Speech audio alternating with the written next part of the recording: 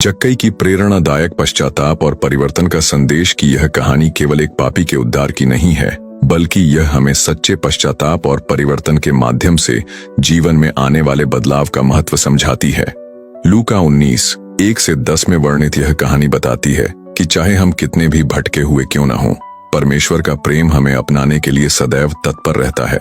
जक्कई यरीहो नामक शहर का निवासी और कर संग्रहण यानी टैक्स वसूलने वाले का प्रधान अधिकारी था, जो रोमन साम्राज्य के लिए कर वसूलता था, लेकिन कर वसूलते समय लोगों से अधिक धन इकट्ठा करता था और अपनी थैली भरता था, जिसे यहूदी समाज में उसे धोखेबाज, लालची और तिरस्कार की दृष्टि से देखा जाता था। जक्कई के पास धन और ऐश्वर्य था, परंतु उसके भीतर एक गहरी खालीपन और आत्मिक असंतोष था। समाज द्वारा बहिष्कृत और तिरस्कृत होने के कारण वह अकेला और अशांत महसूस करता था। एक दिन जक्कई को पता चला कि यीशु यरीहो नगर से गुजरने वाले हैं, तो उसने यीशु को देखने का निश्चय किया।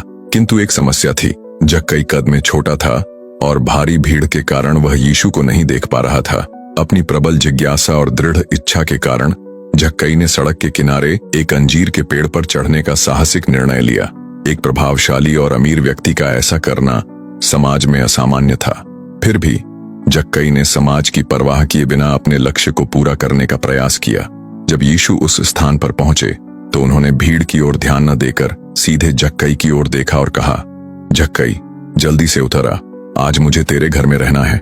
ये सुनकर जक्कई आश्चर्यचकित रह गया और वह तुरंत उतरकर आनंद से यीशु को अपने घर को ले गया। यीशु, जो उस समय के सबसे प्रसिद्ध पवित्र शिक्षक थे, एक पापी और तिरस्कृत व्यक्ति के घर जाने का प्रस्ताव किए।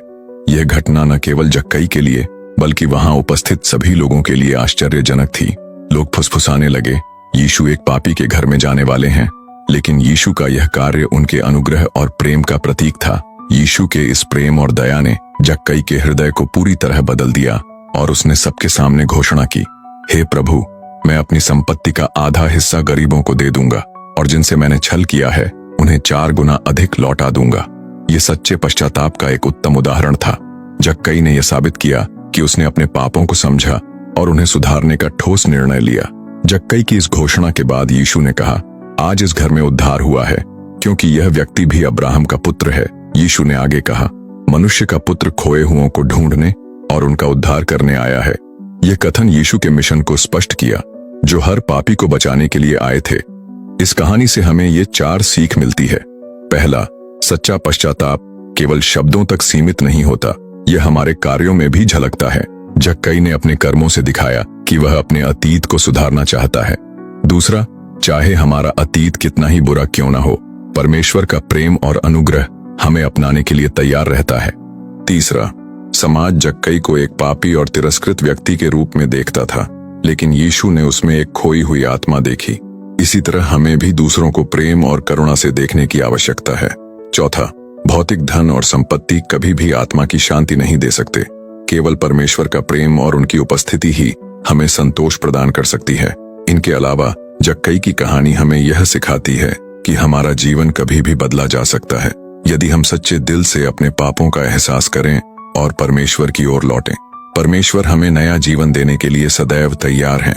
यदि आप भी इस कहानी से प्रेरित हुए हैं और प्रभु यीशु मसीह के अनुग्रह को अपने जीवन में अनुभव करना चाहते हैं, तो आज ही उनके पास लौटे।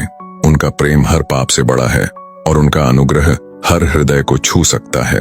याद रखें, मनुष्य का पुत्र खोए हुओं को ढूंढने और उनका उद्धार करने आया है।